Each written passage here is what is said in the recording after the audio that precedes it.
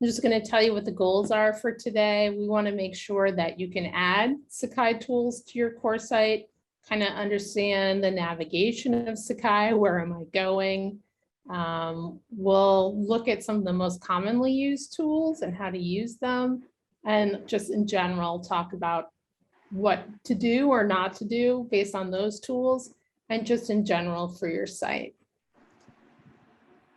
The tools we're looking at specifically are announcements, assignments, email forms, and resources and site info. All right, so I don't know if you've all logged into sakai.duke.edu yet or already are oriented to this, but I just want to talk to you a little bit about what you're seeing right now. On the left-hand side, you're going to see some of the major things that a user can do.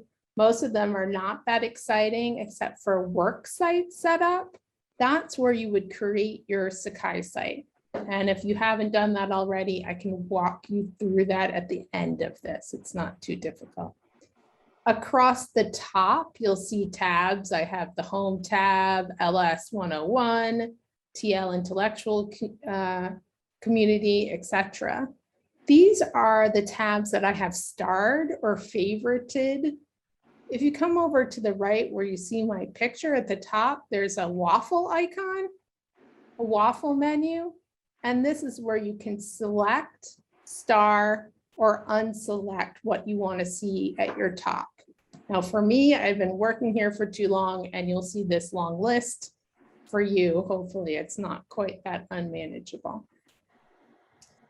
On the front page of the home page, you see nifty information from us. If I scroll down, we see the calendar, and now that calendar is everything that's being fed from my Sakai sites. It won't automatically scrub through the information. You have to add an event on purpose to the calendar. Some people find it useful. Many people skip it altogether. On the right-hand side, you see announcements. Again, this is fed from any of my Sakai sites where announcements were posted. We do encourage people to use announcements because you can send out an email and also have it show up a couple of places in Sakai. I don't really trust students to read email. Someone pointed out to me that they don't really trust students to come to Sakai, but we're doing the best we can. All right, so let's go into an actual site. And now you'll see on the left-hand side, these are the tools that are actually in this course. And we'll just walk through some of them. I'm going to just start with email. Email is hidden by default. You can see how it has this cross through I. Just because for privacy reasons between students, you may or may not want them to be emailing each other directly. They'll figure out different ways to communicate with each other, but it's not too much of a privacy concern to make this published. Most people just use it to email students directly. So when I click on that one, you're going to see a standard text box editor. Important at the bottom is send me a copy, which is on by default. And that allows me to have a copy of this email sent to my Duke account. Any email sent from here goes to the student's default account that's in their Duke identity. This is often used to send things to the entire student body, or if you need to talk to one individual student, you can see that I toggle between all and then roles.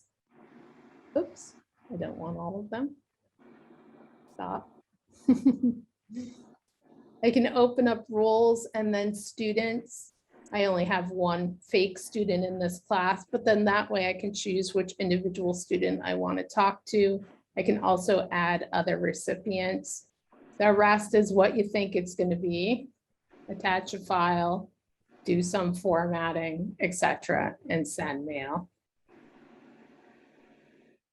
The second layer of that is announcements. And when you add an announcement, as I said, it's on your Sakai site and you can email it to folks. So I'm just going to go through this quickly to show you. Not too hard to understand, but I want to show you a couple of special things about it. So I'm just going to call this, oh, look what came up, financial aid application due Friday. Okay, fine. We're going to go ahead and put that there. So let's say the text is visit this site to find out more. And as in a regular email, you would highlight text to make a hyperlink. This is the link button within this editor. Did you guys just see a box pop up that says link? Or are you still seeing my Sakai site? I see it. Okay, great. That's Sakai site. You see a link box where it says URL, this site. Yep. Okay, just making sure. You never know what Zoom is deciding to show or not. So I'm trying to add a URL here. If I have a direct URL, like YouTube, I can't remember how they spell it. I think it's BE. I can add it directly here. In this case, I really want to maybe attach an attachment that I have that's already in Sakai. So if it's not a direct URL, Sakai is really cranky about adding files outside of it willy-nilly. So it's often most useful to upload things to Sakai's resources and then make hyperlinks. So in this case, I'm going to click Browse Server, which is not browsing to your computer. Rather, it's browsing to your Sakai materials. And you see a rather big, long list of courses and something that says forums and resources. I'm going to go with yes. So in this case, I'm now in this course, LS 101, and I'm going to open resources. And as I said, these are things I've already uploaded. And perhaps I want to add a PDF. I want to do something else. If I have forgotten to upload the document I want, up here in the top left is a save icon, which really is upload files. I don't know what they're thinking. And I can drag and drop or find files on my computer if that's necessary. For me, I am just going to be making a hyperlink to a PDF. And now I've added to this announcement. More interesting, all through Sakai, you're going to see availability and access. Anything you do in Sakai can be limited in who can see it and when they can see it. And that becomes useful if you have more than one section. Let's say you have lab sections and you only want one section to see this announcement. I can branch it off so that I'm not confusing other students. So by default, it's only members of the site. You can make it publicly viewable, but I don't know why. You're not talking to the world. This other one is display this announcement to selected groups. And I don't have a lot of groups because I don't have different sections. I can make them manually, or it'll automatically display if I have more than one roster or section here. Availability, I can show it immediately. I can hide it entirely, or if I want to release it on certain dates, that is also available to me. And then this announcement can have attachments. Finally, you can spam people or not.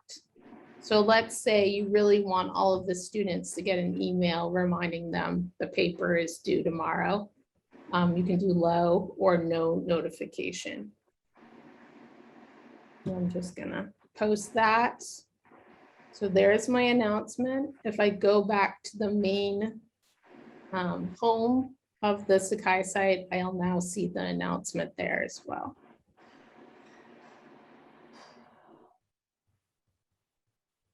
All right, I'm going to pause for a second. I think those two tools are self-explanatory, but does anyone have questions? Okay. I'm going to turn to the last communication tool that we're going to talk about today, and that is forums. So forums are typically used to have discussions around, let's say, texts, or students are summarizing the ideas of the week, or groups are talking to each other about what they're going to do with their project, those sorts of things, although they're not likely to do that over forums, but you get the idea. Forums is a very detailed way to do discussions and grade discussions. If you're interested in having kind of more of a social media discussion, we have other tools that are being piloted right now, and we can talk about those separately. But for now, let's go into forums. So forums, again, not very tricky. It is difficult sometimes to understand the hierarchy because the names aren't always as useful as they could be. If you see this section that's in light yellow, that's a forum, but it's basically a container of conversations. Usually people just create conversations or topics under this big forum, but I could create another forum that's like group discussion or questions about tests, but usually people create topics. So I'm just going to create a topic.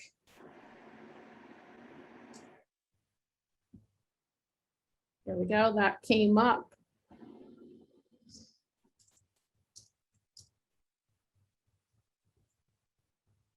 What do you think about the test? So an interesting feature of forums that I really like is this one: require users to post before reading. Let's say that you're having students read a chapter in a book and you want them to come and summarize the information before class or even after class. If you have this setting turned on, that means they have to think before they read. So they would have to post their thoughts before they can see anyone else's.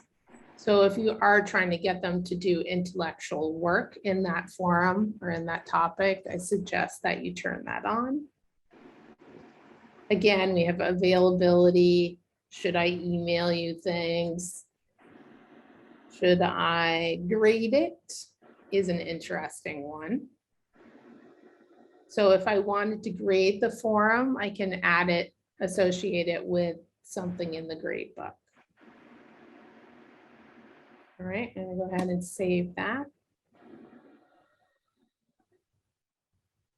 So if students or yourself need to come in and respond to this topic, you click on the topic name, and the lowest of the hierarchy is a conversation.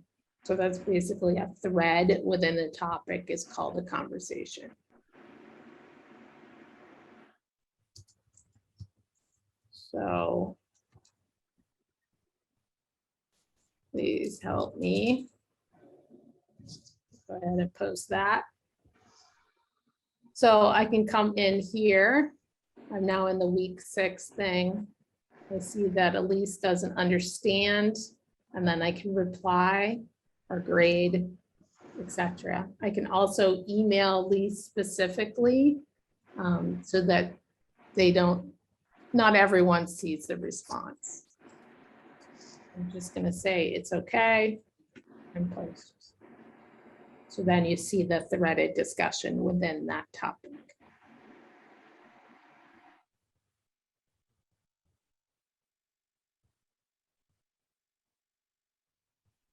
All right.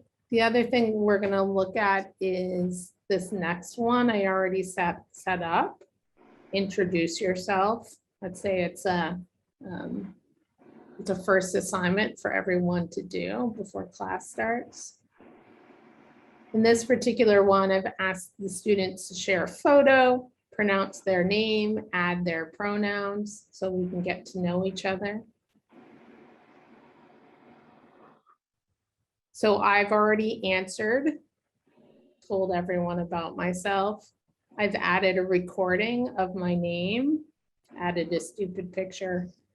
You get the idea.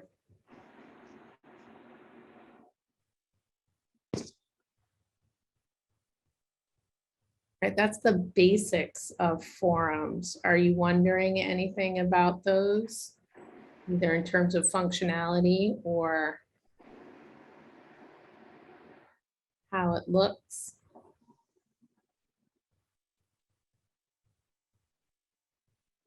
All right, moving on.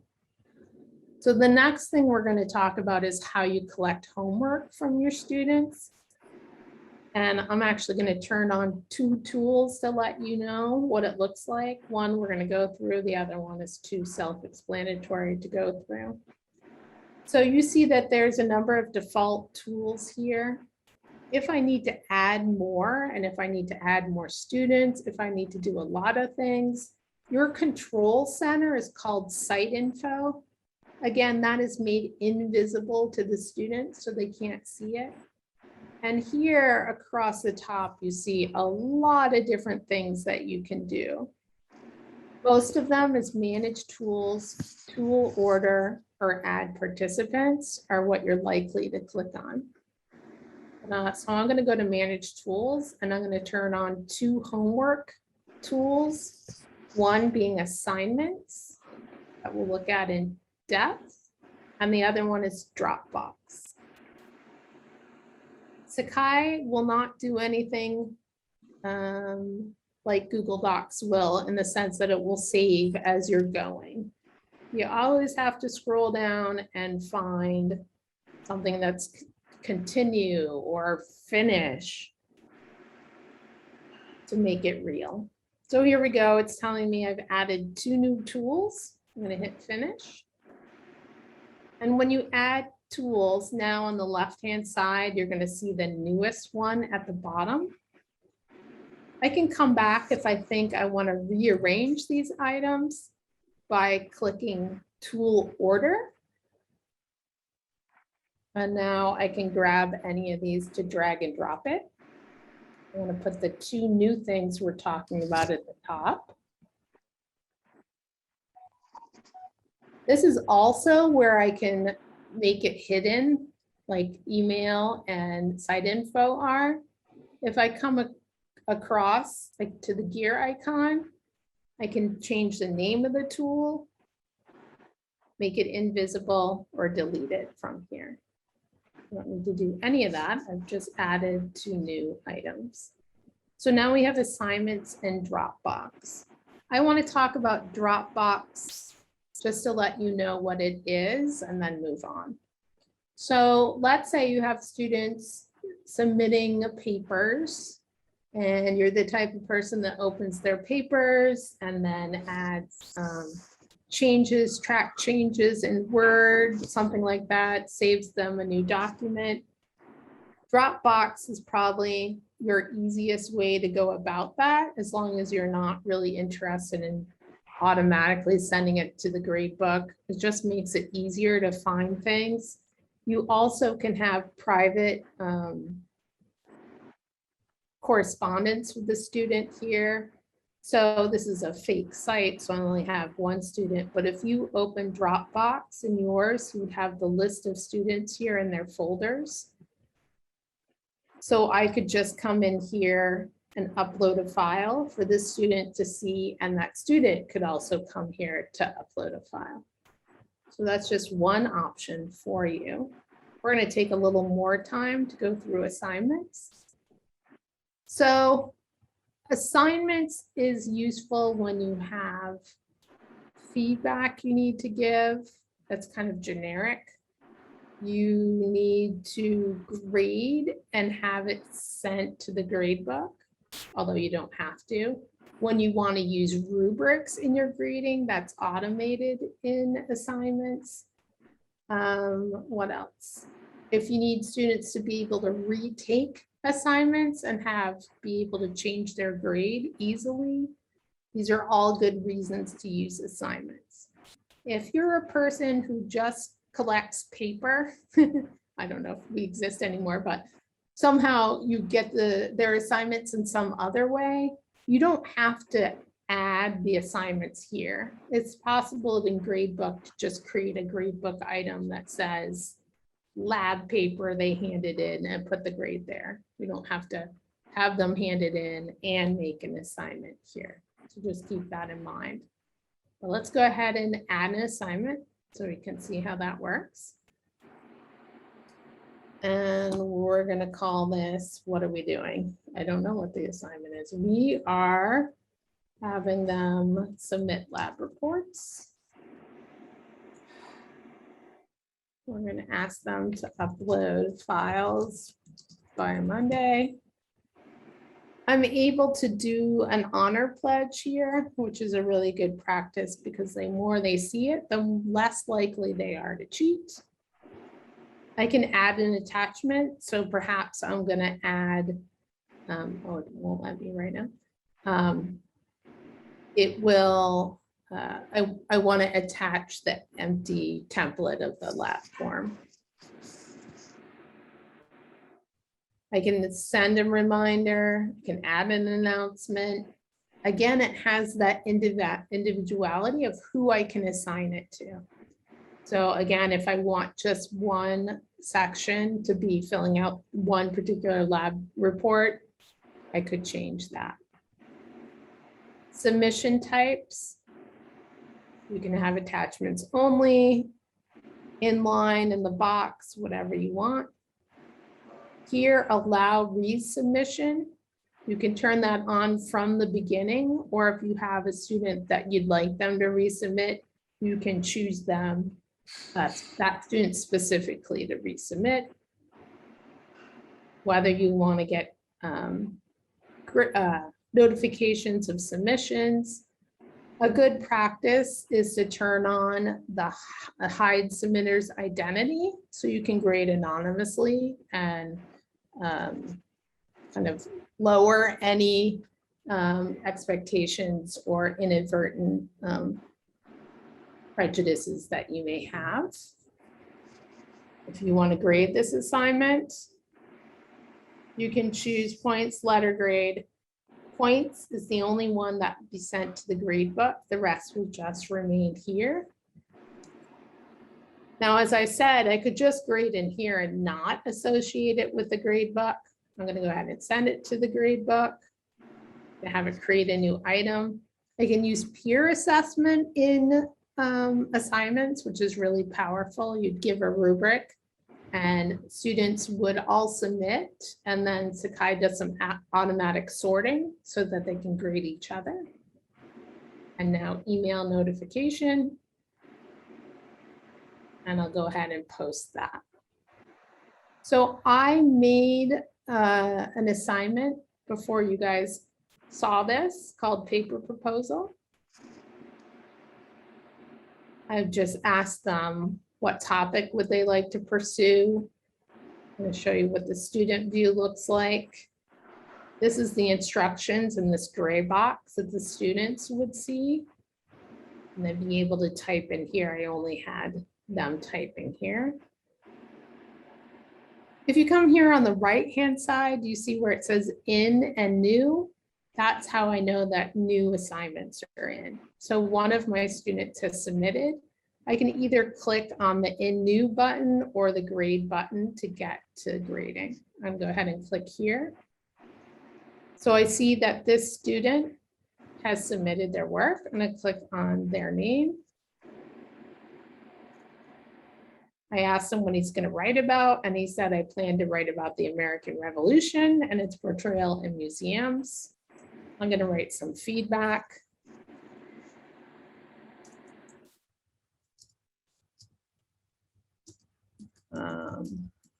I'm going to tell him to expand on this topic. I'm done. So I'm given something in line. I can attach. You get the idea. I'm going to give him an 80 because he's not ready yet.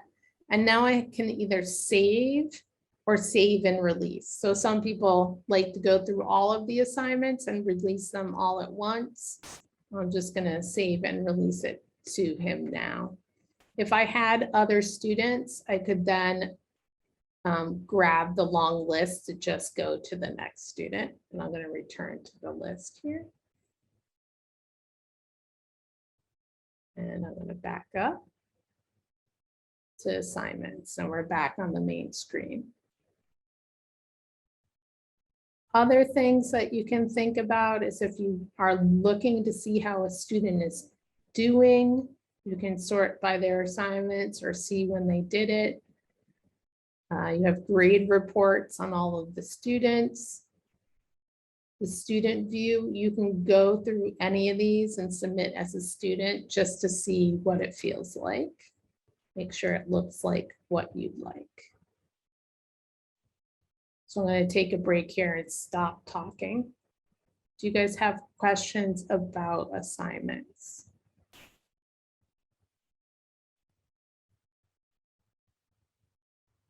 You guys are just soaking this all up. Lee, can I go back? This is Lee. Can I go back to forums? Yes, of course. So if I do graded, will that go to the, if I grade one of the forums, will that go back to the grade book? Right, so it's possible to grade an entire forum, but we don't want to do that. We want one of these topics. So when I go into topic settings, Okay. where is it? Where is it? Oh, there we go. Grading. Unlike assignments that automatically creates a new gradebook entry, in forums, you have to go to gradebook and create one first for some reason that I can't understand, but I can show you how to do that if you want to. Associate it with the grade book And item? then associate it with that gradebook item. So I'll go Okay. ahead, and save that. So now So if I go, yeah, go ahead. If I have students that are, okay, you have to post a video Right, and then you have to respond and give feedback on the video. So I want to Mhm. grade just the feedback. yeah. So let's see, hold on. Let me back up. So you can see on this, from the statistics and grading, you can see in general how many posts they've made, what they've already looked at. I can also click on the name to see specifically where they've been active. And you can read the responses. So you Right. could just come in here and grade on any one of these. You don't have to grade on one specific one. Okay. So And does that yeah. make sense? yes, I just give a grade of, say all of us had put in 2 responses. And so I could just pick one and put the grade there and it would go. I Yeah. can associate that with the grade book. Exactly. Okay. Yep. And then if someone doesn't have a response, You can I give get- them you can give them a 0. right, I'd have to go back in the grade book. and No, do that manually no, you would just do it because from there's here. no, Oh, if there's no okay, thing there. so if. Well, the one thing that you can do is when you're in gradebook, Yeah, let's say, you can say anyone who hasn't Yeah. submitted gets a 0. oh, okay, Yeah, even if they submitted to a forum. yep. Because that Oh, grade, yeah, that gradebook item, you should be able to give it a 0. I also think, I think the students who haven't said anything also show up in this list. Like if we go back to statistics and grading, Heather hasn't said anything. But I Okay. can't grade her. Okay, because I think if they submit their presentation in groups, Right, Right. say I submit from my group and there are 5 people in it. You're That'll gonna want, probably, you're gonna want to do that through assignments where you can have group assignments. well, but if they're submitting it for feedback from people in the class, they can't see it in assignments, right? Right. That's Right. why I We're have, getting into the weeds, so maybe, okay, all right, Yeah. we'll talk Yeah. more about that. let's hold on to that. Let me get through the last tool we're gonna do, and then we can jump back into it. Okay, We can do some testing to make sure that it all works. All right, so the last place we're going, which is a pretty important one, is resources, because that's where you put things. All of the important things you need to do are under these action drop downs. And you want it the action drop down that's across from the item. So where it says LS resources, that's your biggest folder. If I want to add something to the biggest folder, excuse me, I would hit actions and then upload files, all of the things I could possibly want. In this case, I'm going to create a new folder.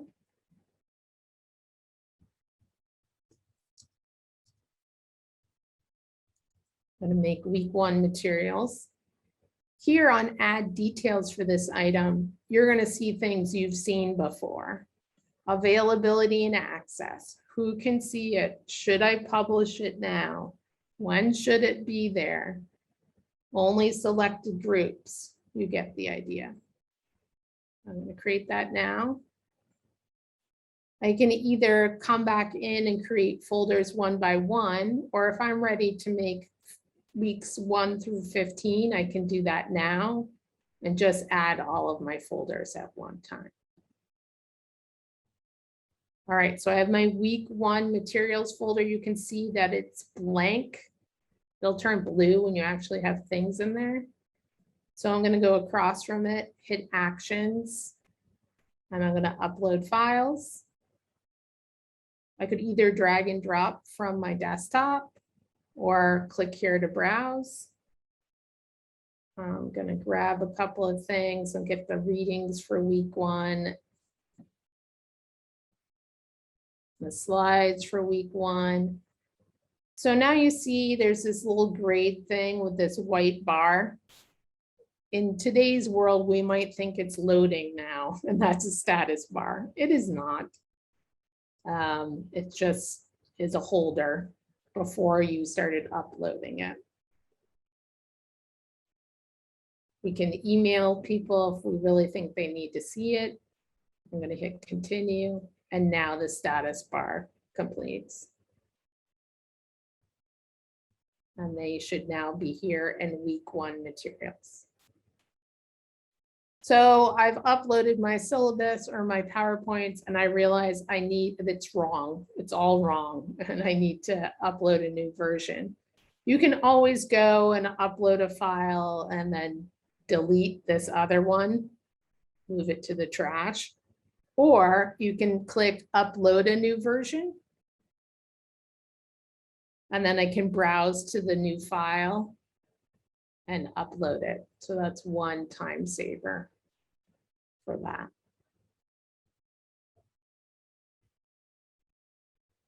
Other things that we need to pay attention to, we have other choices like web links, create just a regular text documents, and then more advanced things like reorder, copy, trash. You'll see down here, there's edit folder permissions. So by default, only instructors and course builders can come in and add files and folders. If there was some reason that you wanted group folders for students to exchange files, you could put the folder permissions for them to upload their own in one particular folder.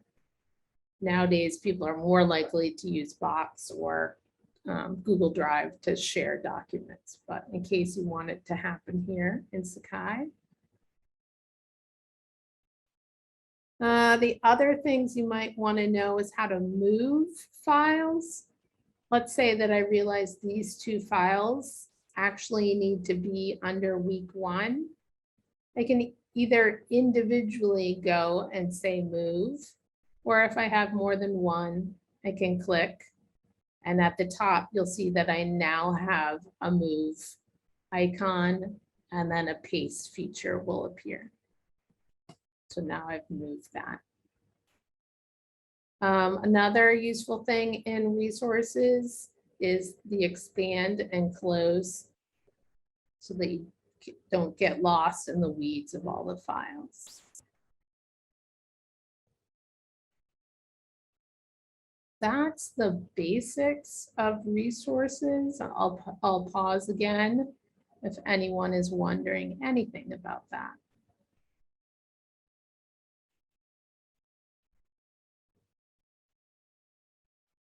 Hi, you guys are amazingly smart and ready to go. The last place that I definitely want to turn to is the front page. So the best lesson to learn before the first day of classes is how to edit this space, which is called the site info space. Just hit the edit box here.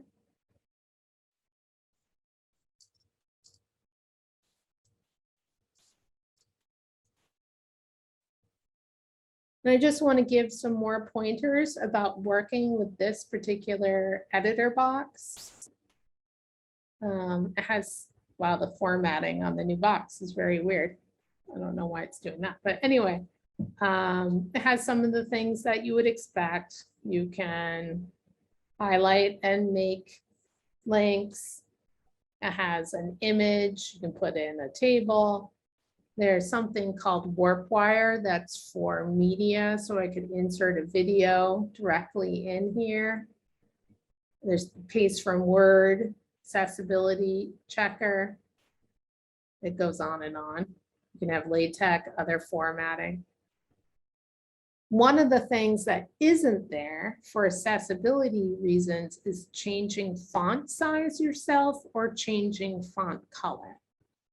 That's basically because across the web, developers are taking out all the choices we used to have so that it's standardized communication in terms of color blindness and ease of reading across the web. So if you do want to change the size of things, you would use size styles and choose a different heading. You can also choose a heading that is a different color. And I think next week we're putting in different colors on a text rather than the entire heading. So just to let you know what that's about. I'm also going to just show you quickly how to add an image.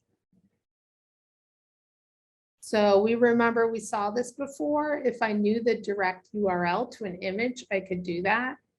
I probably don't have a direct URL. I've put it somewhere in Sakai, or I need to.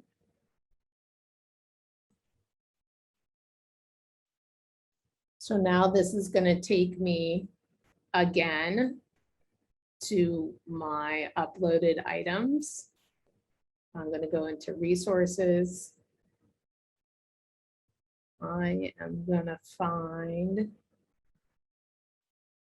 I don't know what I'm finding. So I'll find that.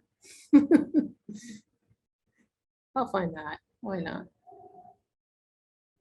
So when I bring it in, I can change the image properties. I highly recommend alternative text in case you do have anyone with any accessibility issues. You also want to reduce the size of your pictures to about 600 so that it fits in the box and is readable. I'm just going to hit OK. Not the most professional picture to put on your Sakai site, but you get the idea. Two last things before we break again for questions. So let's say you're building and you're really wondering how it looks for a student. You can always come up to here to view site as and choose student. And then it gives you a better sense of a cleaned up version of your site without all the editing things you have. Often, quite often, even for myself, I'll start clicking and trying to edit again. Remember to exit the view in order to keep working. The other thing I want to show you is on the left-hand side when you need more guidance on any tool. I'm going to go into forums for a moment. You can hit the help button. And it's going to bring up context-specific help for whatever tool you're in. So it's bringing up information directly about forums. The general information or general help files are there on the left-hand side menu. All right, so I'm definitely breaking now so we can talk. I see there's a couple of chat messages. He is gone. Okay.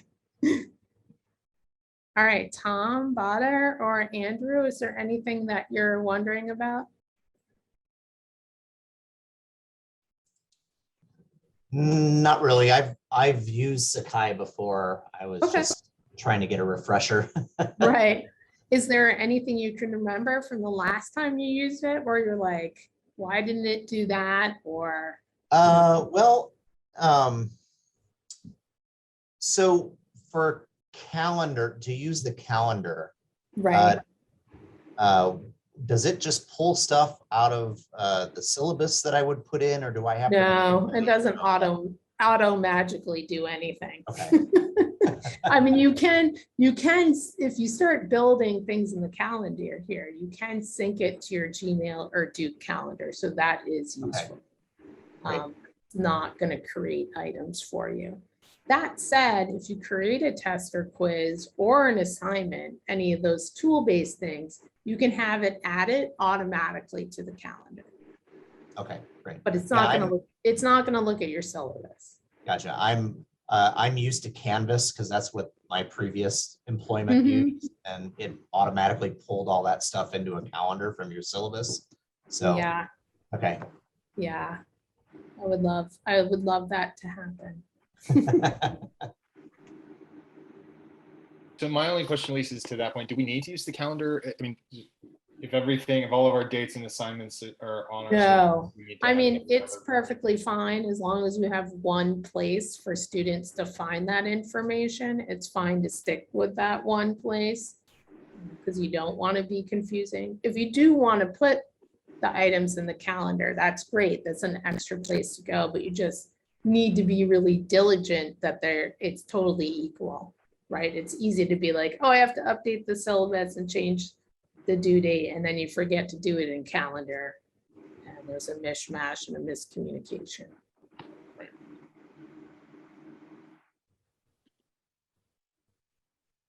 Potter, I know you're brand new to Duke. Is there anything else you're wondering for your class?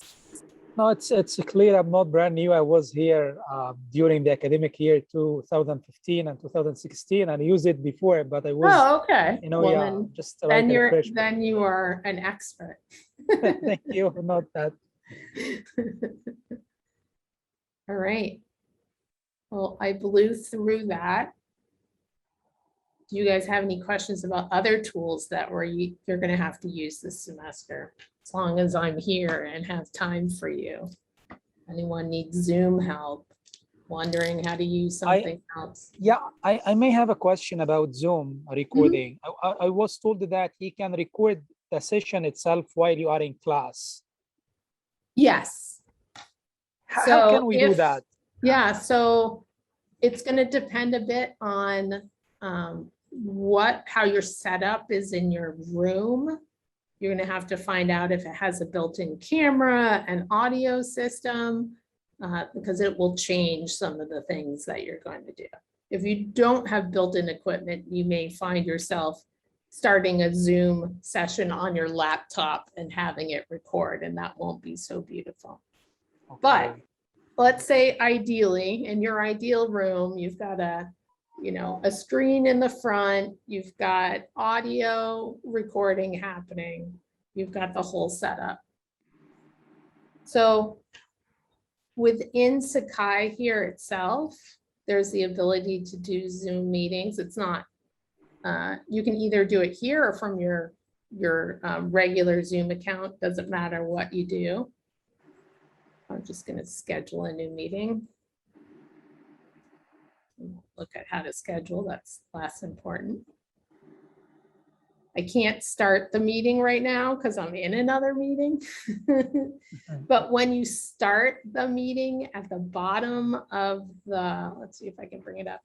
In the bottom of the dialog box you get for Zoom, there's a record button.